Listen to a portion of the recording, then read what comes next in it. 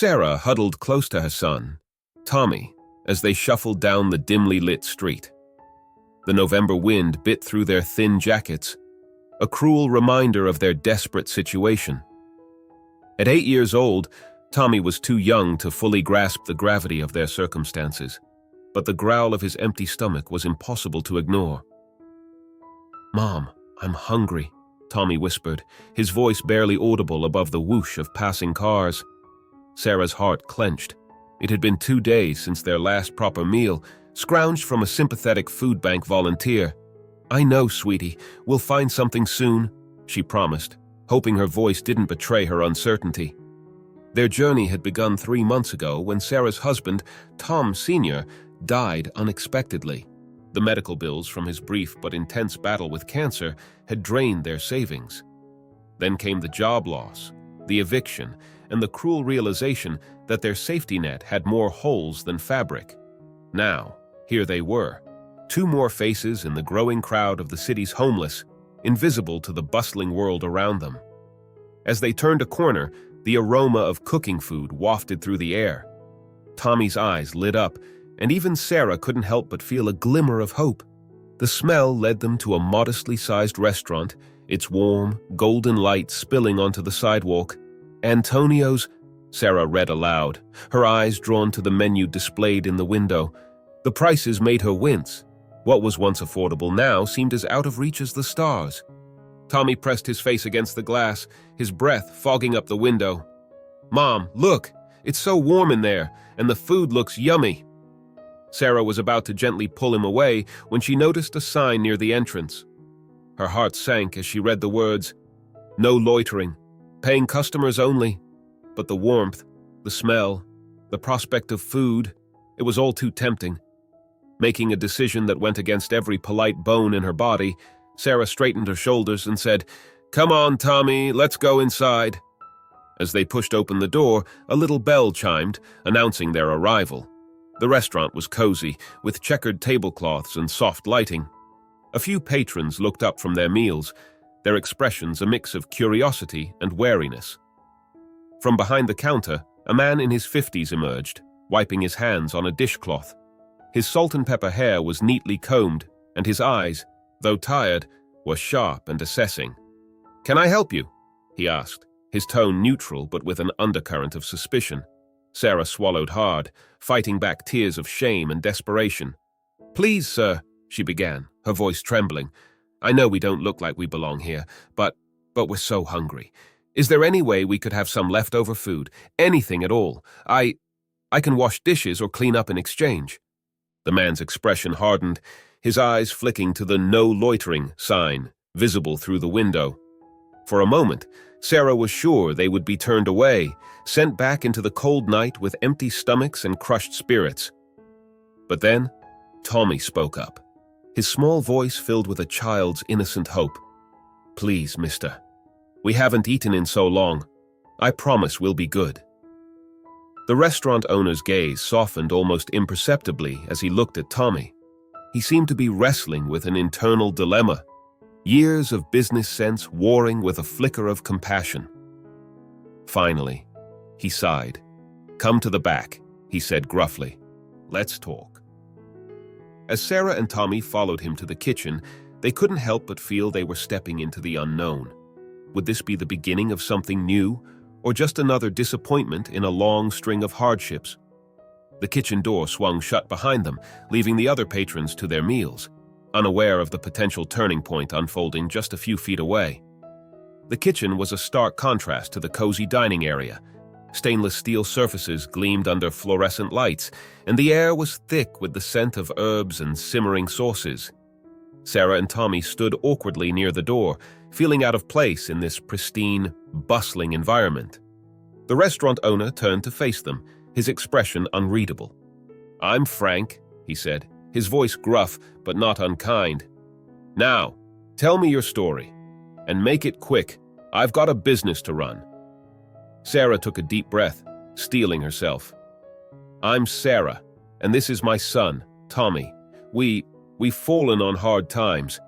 My husband passed away a few months ago, and with the medical bills and job loss, we lost everything." As Sarah spoke, her voice cracking with emotion, Tommy clung to her side, his eyes wide as they darted around the unfamiliar kitchen. Frank listened silently, his arms crossed over his chest. When Sarah finished, he asked, "And you say you're willing to work?" Sarah nodded eagerly. "Yes, absolutely. I'll do anything. Wash dishes, mop floors, whatever you need." Frank seemed to consider this for a moment. Then, to Sarah's surprise, he walked over to the industrial sink and picked up a sponge. "All right then," he said, holding it out to her. "Let's see what you can do." For the next hour, Sarah scrubbed pots and pans with a fervor born of desperation and hope. Her hands turned red and wrinkled from the hot water, but she didn't complain. Tommy, wanting to help, was given a small, safe task of sorting clean cutlery.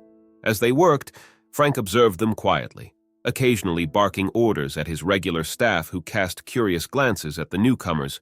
Finally, Frank called Sarah over. "You've got grit, I'll give you that," he said. "I tell you what, I need a new dishwasher.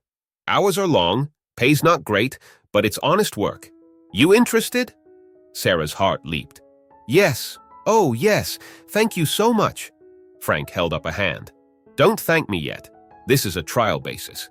You screw up, you're out. Clear?" Sarah nodded vigorously. "Crystal clear. I won't let you down. I promise."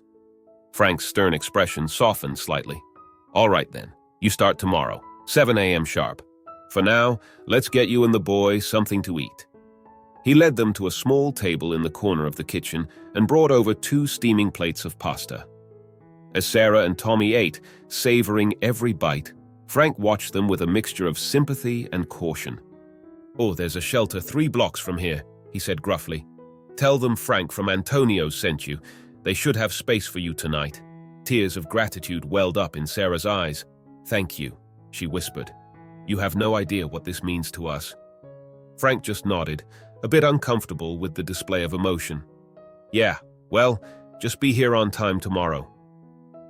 As they finished their meal, Sarah couldn't help but feel a glimmer of hope. It wasn't much, but it was a start, a chance to rebuild, to give Tommy the life he deserved. That night, as they settled into their temporary beds at the shelter, Tommy looked up at his mother. "Mom, are things going to be okay now?" Sarah hugged him close.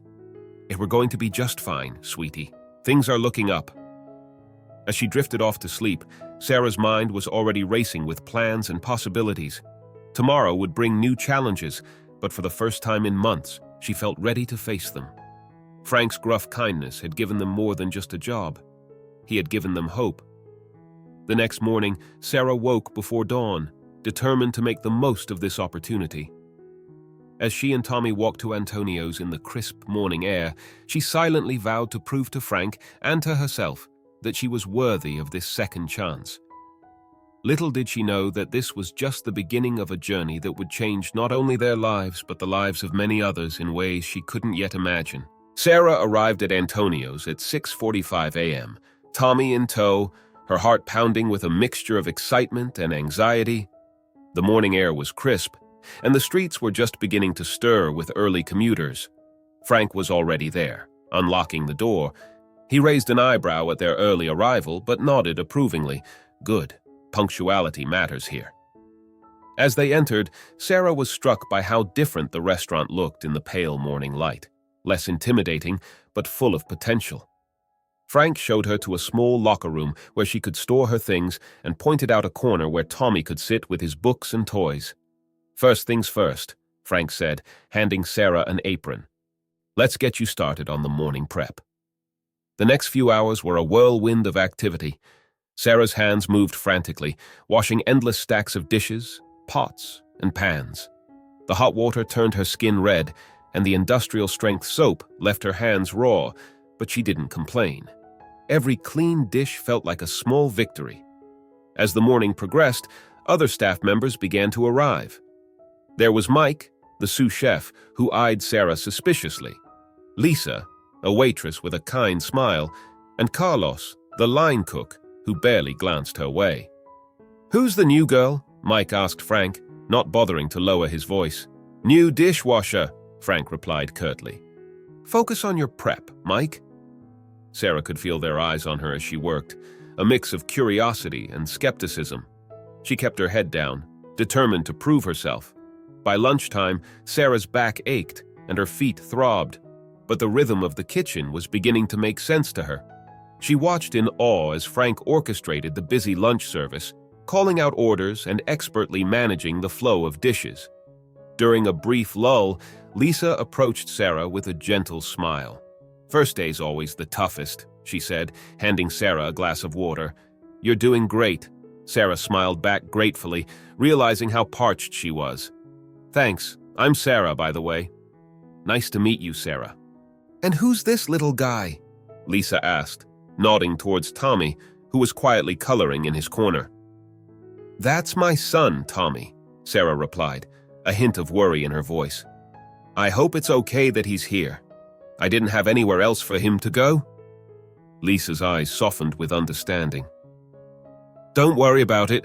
Frank may act tough, but he's got a soft spot for kids. I'm sure it'll be fine." As if on cue, Frank's voice boomed across the kitchen. "Sarah, back to work. Those dishes won't wash themselves."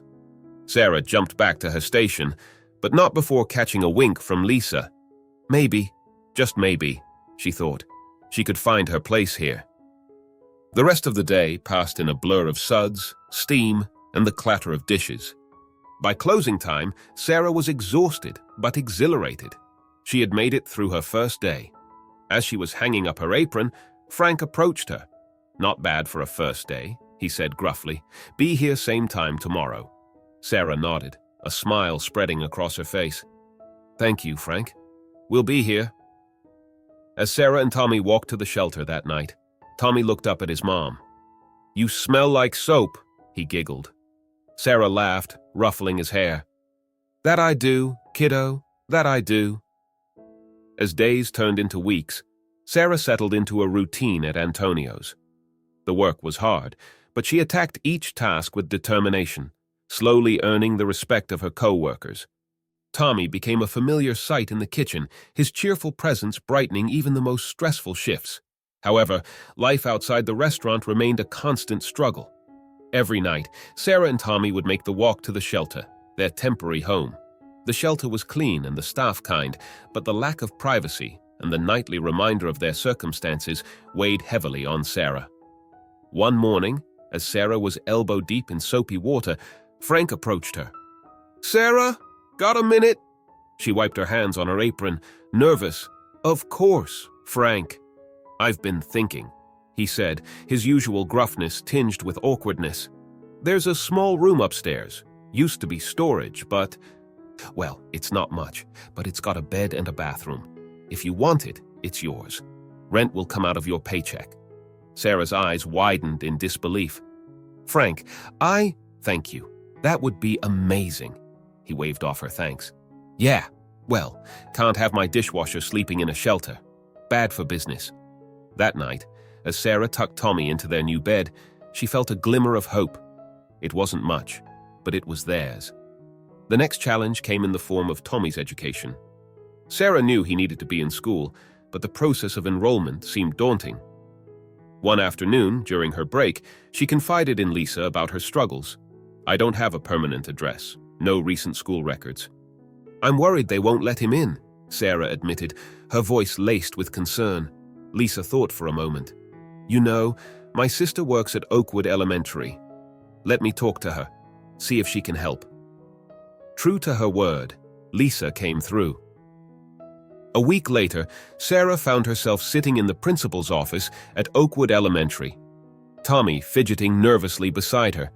The principal, Mrs. Thompson, was a kind-faced woman who listened patiently as Sarah explained their situation.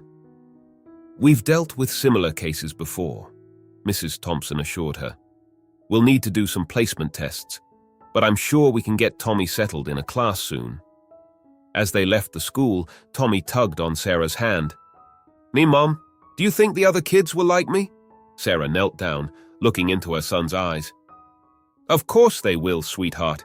You're the most likable kid I know."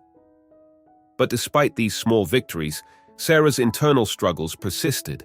Late at night, after Tommy had fallen asleep, doubts would creep in. Was she doing enough?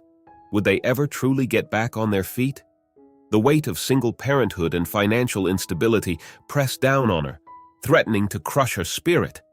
One particularly difficult evening, as Sarah sat on the edge of their bed, trying to calculate how to stretch her meager paycheck, a soft knock came at the door. It was Frank. "Everything okay?" he asked. Taking in her tired expression, Sarah forced a smile. "Yeah, just budgeting." Frank nodded, understanding in his eyes. "Listen, Sarah, I know things are tough, but I've seen how hard you work. You're doing good." His words, simple as they were, lifted a weight off Sarah's shoulders. She realized that for the first time in months, she wasn't facing these challenges alone. As Frank turned to leave, he paused. "Oh, and Sarah, I'm bumping up your hours next week. Kitchen could use the extra help." Sarah's eyes welled with grateful tears. "Thank you, Frank, for everything." He grumbled something inaudible and hurried away, uncomfortable with the emotion, but Sarah could have sworn she saw a small smile on his face. That night, as Sarah drifted off to sleep, she felt a renewed sense of determination. The road ahead was still long and uncertain, but with every small victory, every act of kindness, she and Tommy were one step closer to rebuilding their lives. Tomorrow would bring new challenges. But for now, in their tiny room above Antonio's, they were home. As autumn faded into winter, Sarah's confidence in the kitchen grew. Her hands, once clumsy with unfamiliar tasks, now moved with purpose and efficiency. She'd graduated from just washing dishes to helping with basic food prep, and she took pride in each perfectly chopped onion or precisely measured ingredient. One busy Friday night, the kitchen was in chaos. Carlos, the line cook, was out with the flu, and the orders were piling up. Sarah watched as Frank's face grew redder with each ticket that came in. "Where's my garlic bread for table 7? Frank bellowed. Without thinking, Sarah called out, "On it, Frank!" She quickly assembled the dish, remembering exactly how she'd seen Carlos do it countless times. Frank raised an eyebrow but nodded approvingly as she slid the perfectly toasted garlic bread onto the pass. From that moment on, Sarah found herself being called upon more often during rushes. As Sarah's role in the kitchen expanded, so did Tommy's. He'd become the unofficial mascot of Antonio's, charming customers with his bright smile and polite manners. Regular patrons would often ask about him, and some even brought him small gifts. A toy car here, a book there. One elderly couple, the Johnsons, took a particular liking to Tommy. Mrs. Johnson, a retired teacher, often helped him with his homework during slow afternoons. "Your boy's sharp as a tack," Mrs. Johnson told Sarah one day. "And kind, too. You're doing a wonderful job with him." Sarah's heart swelled with pride. Despite their hardships, Tommy was thriving, and that meant everything to her. As Christmas approached, Sarah noticed Frank becoming increasingly withdrawn. He spent more time in his office, emerging only to bark orders or criticize dishes that didn't meet his exacting standards.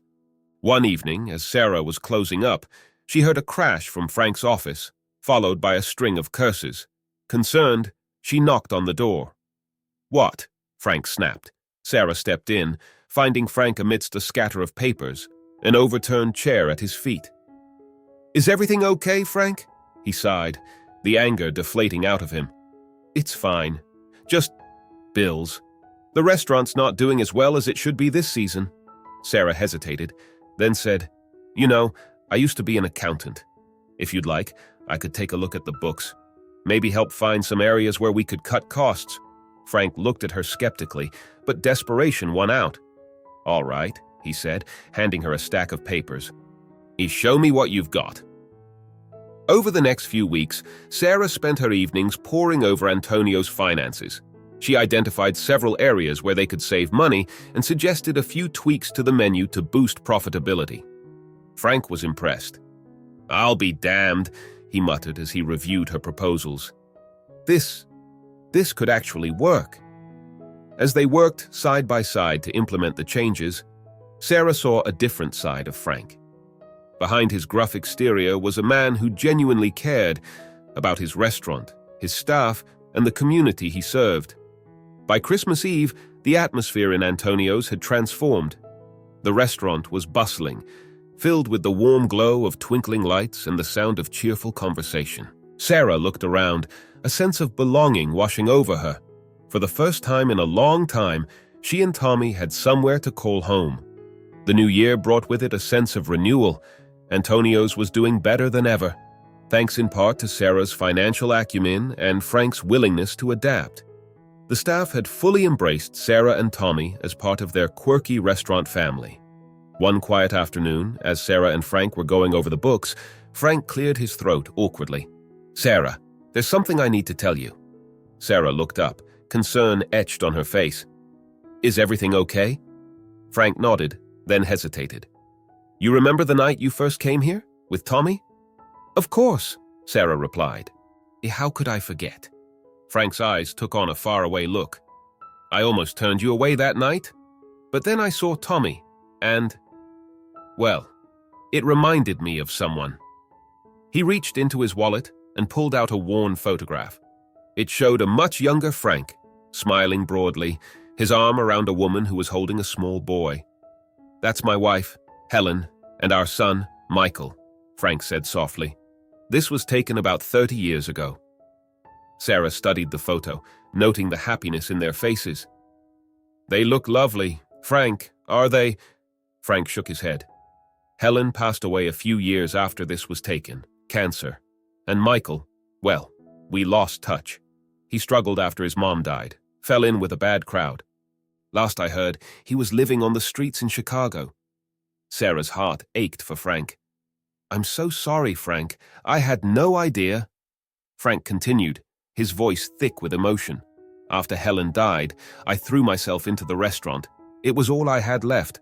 I became hard, closed off. But seeing you and Tommy that night, it reminded me of what's really important." He looked at Sarah, his eyes shining with unshed tears. "You've brought life back into this place, Sarah. Not just with your work, but with your spirit. You and Tommy. You've reminded an old man what it means to have a family." Sarah was stunned.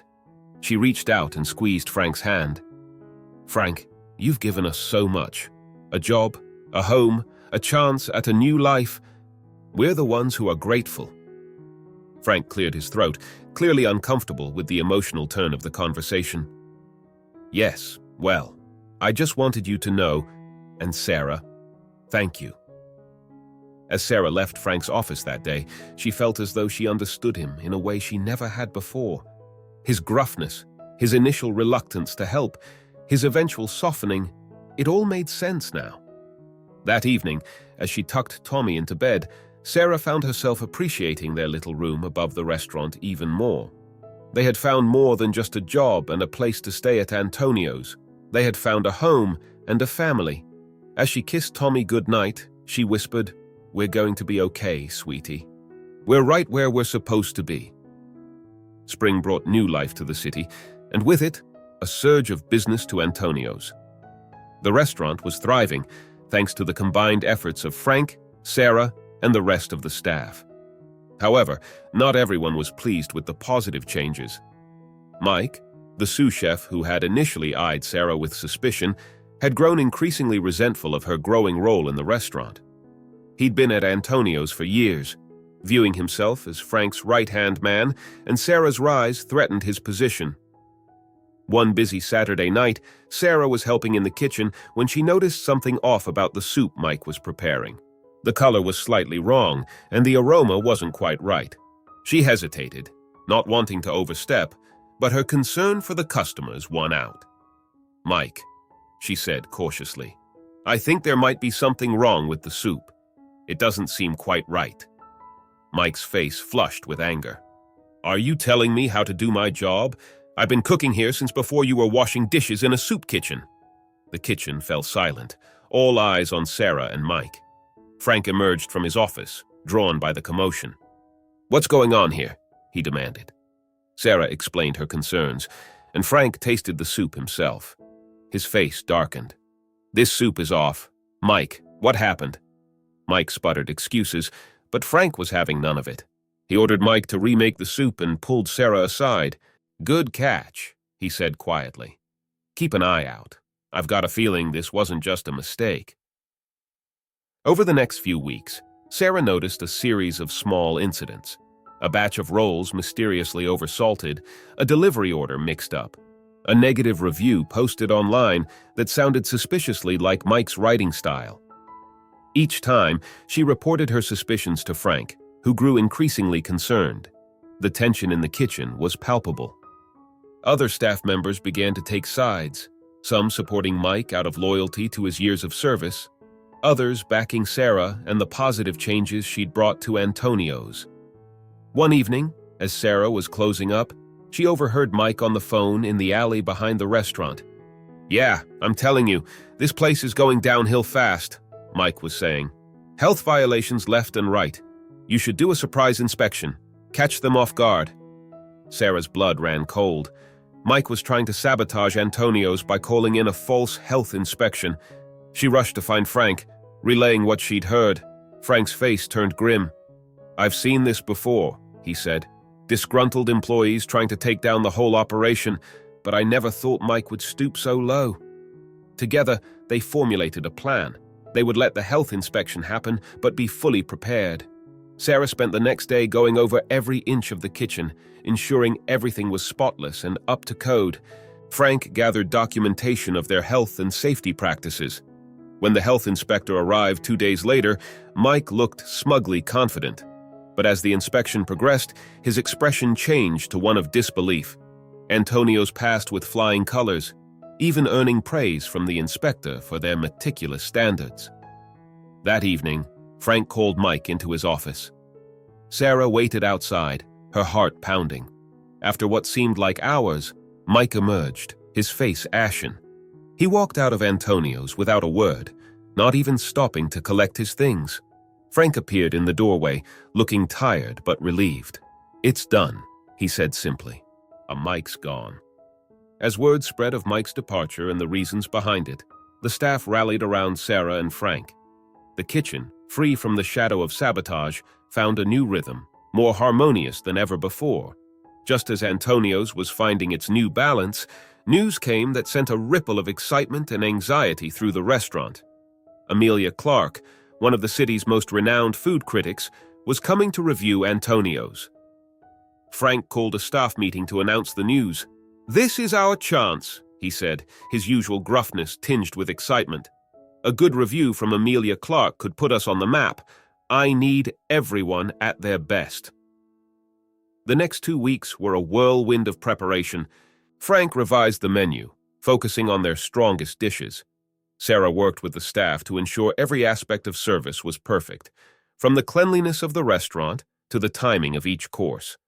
Tommy, sensing the importance of the occasion, asked how he could help. Sarah smiled at her son's eagerness. "You just keep being your charming self, sweetie. Your smile could win over the toughest critic." The night before the big day, Sarah found Frank in his office, poring over the menu one last time. She knocked gently on the open door.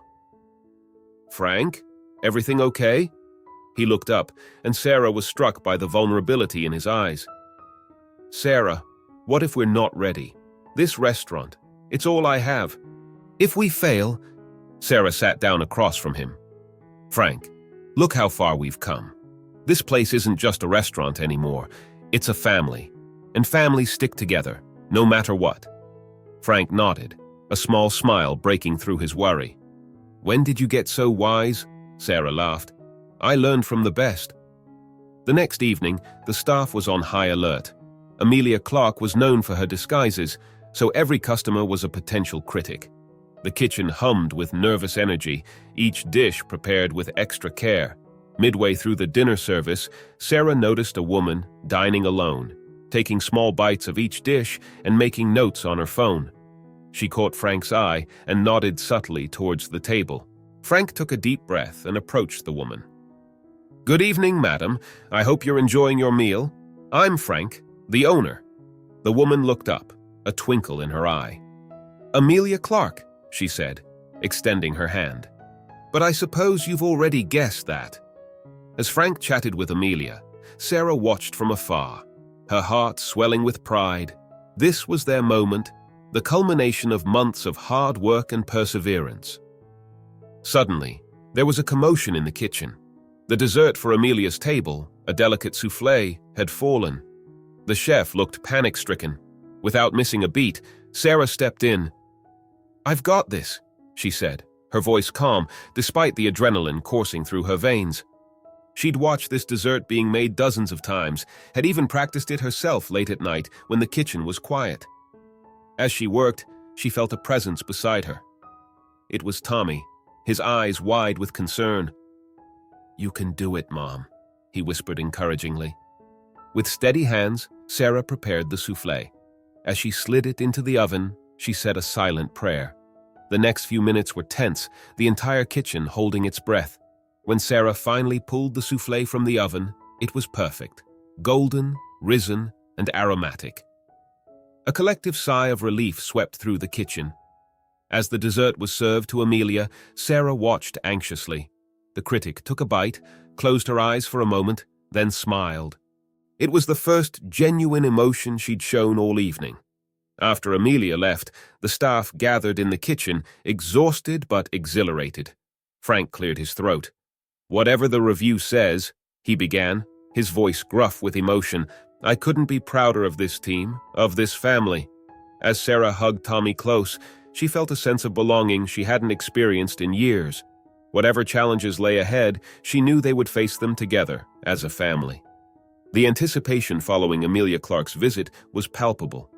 Every day, Sarah and Frank scoured the local papers and online review sites, waiting for the critique that could change everything.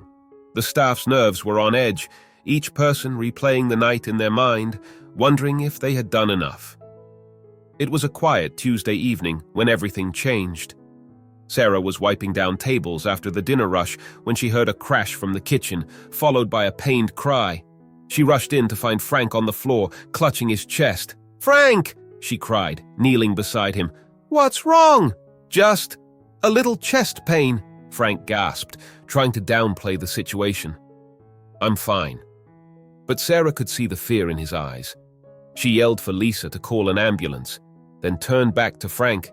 "Hold on, Frank. Help is coming." As they waited for the ambulance, Sarah held Frank's hand, her mind racing. What would happen to Antonio's if Frank was seriously ill? What would happen to her and Tommy?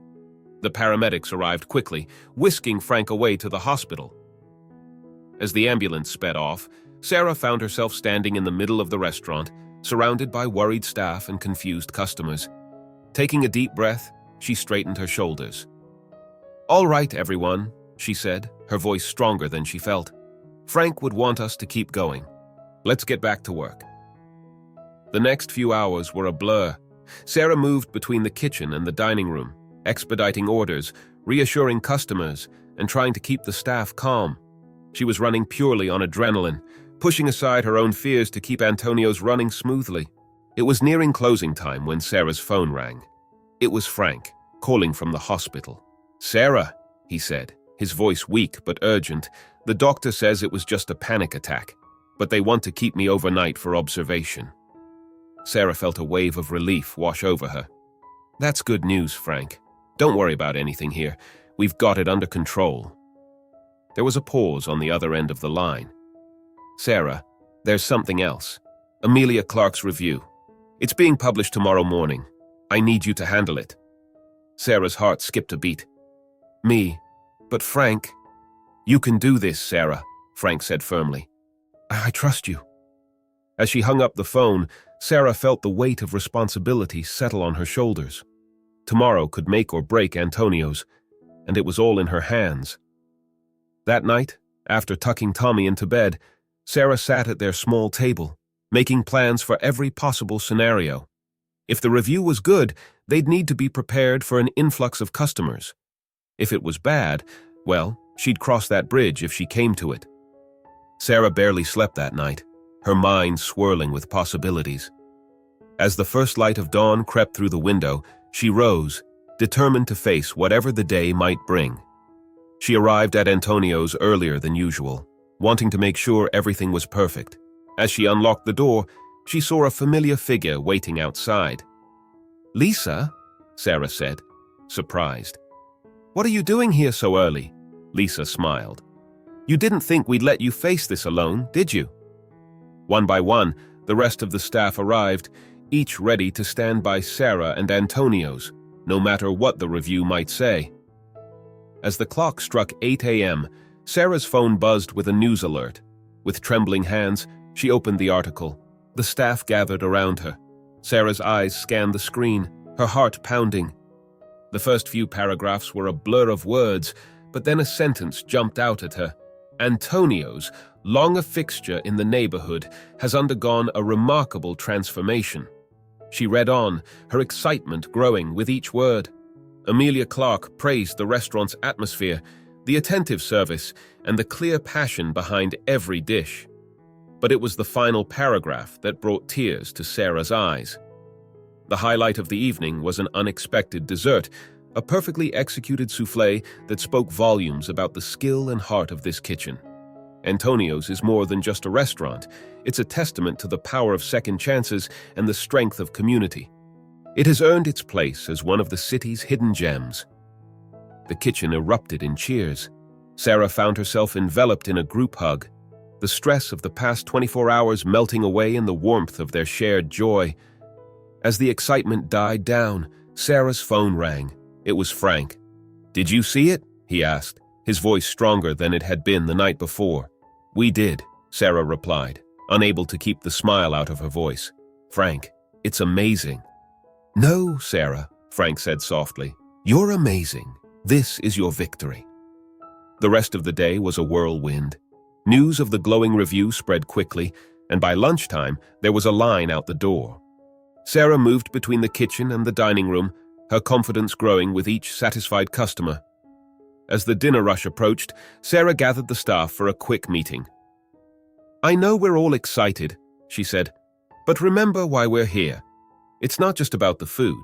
It's about making every person who walks through that door feel like part of our family." The evening was busy but smooth, the staff working together like a well-oiled machine. Sarah felt a sense of pride she'd never experienced before. This wasn't just a job anymore. It was her calling. As the last customers were leaving, a familiar face appeared at the door. It was Amelia Clark herself. "I hope you don't mind me dropping by," she said, smiling. "I wanted to congratulate you in person. Is Frank around?" Sarah explained Frank's absence, and Amelia's expression turned serious. "Then it was you," she said, realization dawning in her eyes. "You made that soufflé." Sarah nodded, suddenly shy. "I did. Frank had trained us all so well. I just did what needed to be done." Amelia's smile widened. "That's exactly what I mean about the heart of this place. You should be very proud." As Amelia turned to leave, she paused. "You know, I think there might be another story here. Would you mind if I came back sometime to talk about your journey?" Sarah agreed, her mind spinning with the possibilities. Later that night, as Sarah was closing up, she found Tommy asleep in his usual corner, his homework spread out around him. As she gathered him in her arms, she felt a surge of gratitude for everything that had led them to this moment. She carried Tommy up to their room, tucking him into bed before sitting down at their small table. Taking out a pen and paper, she began to write. "Dear Frank, today was more than just a good review. It was a reminder of how far we've come and of the family we've built here at Antonio's. None of this would have been possible without you. You took a chance on us when no one else would. And in doing so, you gave us more than just a job. You gave us a home. Get well soon. We're all waiting for you. With gratitude, Sarah." As she folded the letter, Sarah felt a sense of peace wash over her. Whatever challenges tomorrow might bring, she knew they would face them together as a family. Antonio's wasn't just a restaurant anymore. It was a symbol of hope, of second chances, and of the power of kindness, and Sarah was proud to be a part of it. Certainly. Let's conclude with the final chapter. The weeks following Amelia Clark's review were a whirlwind of activity for Antonio's. The restaurant was busier than ever, with reservations booked solid for months in advance. Sarah, now officially promoted to assistant manager, found herself juggling her new responsibilities with grace and determination. Frank returned to work, his brief health scare serving as a wake-up call. He delegated more tasks to Sarah and the staff, finally allowing himself to step back and enjoy the fruits of their collective labor. The kitchen hummed with a newfound energy, each dish prepared with pride and care. Tommy, now thriving in school, became a fixture at Antonio's after classes. He'd sit at the corner table, doing his homework and occasionally helping out with small tasks. The regular customers doted on him, and he blossomed under their attention. One sunny afternoon, as Sarah was going over the books with Frank, she noticed something remarkable. "Frank," she said, her voice filled with wonder, "look at this. We're not just breaking even anymore. We're actually turning a profit." Frank's eyes crinkled with a smile. "Well, would you look at that?" he mused. "I guess sometimes it takes fresh eyes to see what's been there all along." Inspired by their success, Frank and Sarah decided to give back to the community that had supported them. They started a weekly program where they'd open the restaurant early on Sundays to serve free meals to those in need. Sarah couldn't help but think of her own journey as she served plates to grateful families. As summer turned to fall, Sarah received an envelope in the mail. Inside was a check, the final insurance payout from her late husband's policy. It was enough to put a down payment on a small house. With tears in her eyes, Sarah showed the letter to Frank. I guess this means we'll be moving out of the room upstairs," she said, her voice a mix of excitement and sadness. Frank was quiet for a moment, then said gruffly, "Well, I suppose we'll have to turn that room into an office now. Can't have my assistant manager commuting too far, can we?" Sarah hugged him tightly, words failing to express her gratitude. That evening, as Sarah tucked Tommy into bed in their new home, just a few blocks from Antonio's, she marveled at how far they'd come. From a desperate night on the streets to homeowners with a bright future. It seemed almost too good to be true. "Mom," Tommy said sleepily, "are we going to be okay now?" Sarah smiled, kissing his forehead. "Yes, sweetheart, we're more than okay. We're home." As she turned out the light, Sarah felt a profound sense of peace. Antonio's wasn't just a restaurant, it was a second chance, a found family, and a reminder that with hard work, kindness, and a little bit of faith, anything was possible. Tomorrow would bring new challenges, but Sarah was ready to face them. After all, she had the best family anyone could ask for, a family forged in the heart of Antonio's kitchen. If you like this story, please hit the subscribe button so you don't miss out on the next stories that will be posted soon. Thanks for watching, folks. See you on the next video.